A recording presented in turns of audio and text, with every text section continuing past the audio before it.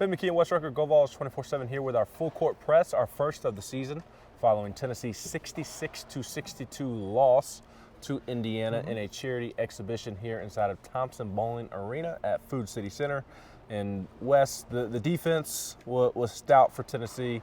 We'll touch on that before we get out of here, but it was an offensive struggle for the Vols, especially shooting the basketball. Just a really poor shooting afternoon here in Knoxville. Yeah, I mean, you can always go back and you can watch film and see if every shot's exactly what you wanted, but I didn't have a huge problem with the shot selection.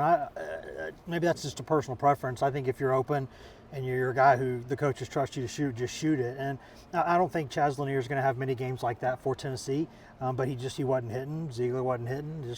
I think those two went 4 of 22 or something like that from three, and that's not going to happen very often. So maybe you could adjust some things offensively to get better looks at times, but honestly, I think they just, that if they had just not turned the ball over as much, they still win the game. Yeah, I'm not with the whole social media reaction of just being angry at Rick Barnes. I think that's pretty ridiculous and silly. I think you're telling on yourself, quite frankly. I don't know how you could watch Rick Barnes' offensive system produce the open shots that it produced today. Yes. And not that it's all on the players. I'm sure there are other things that you can tweak and adjust from a coaching standpoint. But I don't know how you watch that game and get mad at Rick Barnes because his guys had open shots and your main guys did not make the open shots. Zakai was 2 of 10 from the floor. He was 7 of 8 at the free throw line, flirted with a double-double, but did not have a great shooting day. 2 of 10, did not take a shot inside the three-point line, and then kind of fumbled it there on the final possession, forced a three-point shot. Rick Barnes said after the game he should have called a timeout because he wasn't executing the play that was called the way he should have on that last play. Chaz Lanier, I believe it was 3 of 16 that he finished, and like 2 of 10, 2 of 12, something like that, that he finished from three.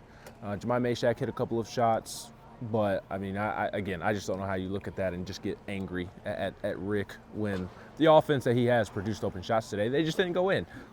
Yeah, I think there's times where you look at, even like, Meshack had a really nice drive to the layup, to the lane. And the ball hit every single part of the rim and didn't go in. And then Ziegler in the final minute gets a three from the corner, or a minute and a half left, and it just spins and goes out. That's basketball to me. That's something that, and there are a couple things that I still think Tennessee manages this game differently if it's a real game, which is why I love these kinds of games. Ziegler goes out in the second half for a couple minutes, and they immediately go on a 10-0 run that they never get the lead back. He's not on the bench in a real game in that situation. Down the stretch, Renu, really nice player for Indiana. Igor Milicic just couldn't guard him, couldn't keep him in front of him, and he bully balled him a little bit down the stretch. Tennessee doesn't leave that matchup if it's a real game.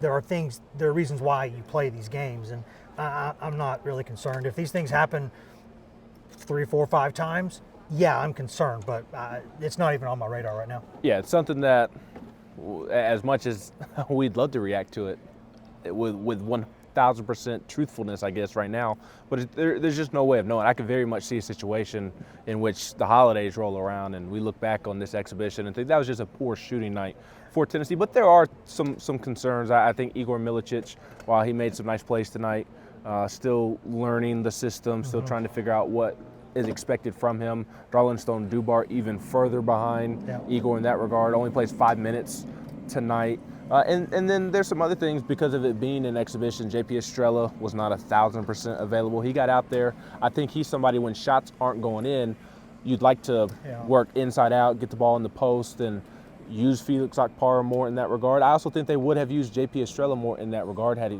not been coming off of a stress fracture he dealt with over the summer.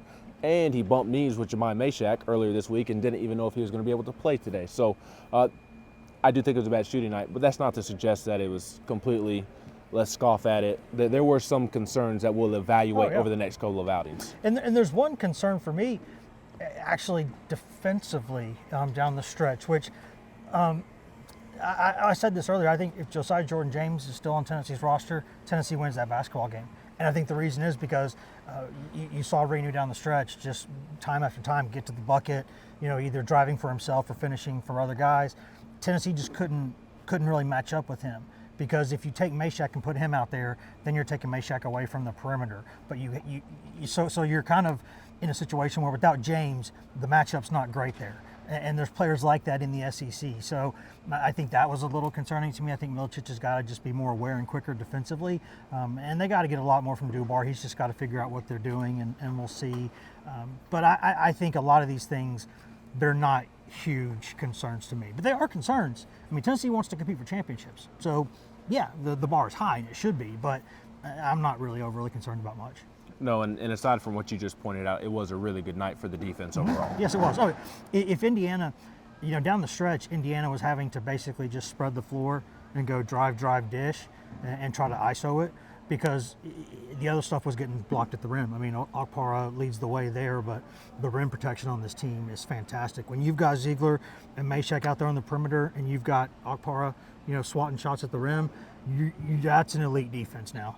But even with Cade Phillips in there flying around at times yes, too. He would get. And I think Estrell's a guy who, when he gets a little more He back blocked from a his shot legs, tonight. he'll get up there. And Meshack, we know he'll go get one. Lanier can get up and do some stuff too. I think a lot of this stuff is stuff that irons out as the season goes on. So I think there's defensively they're going to be just fine.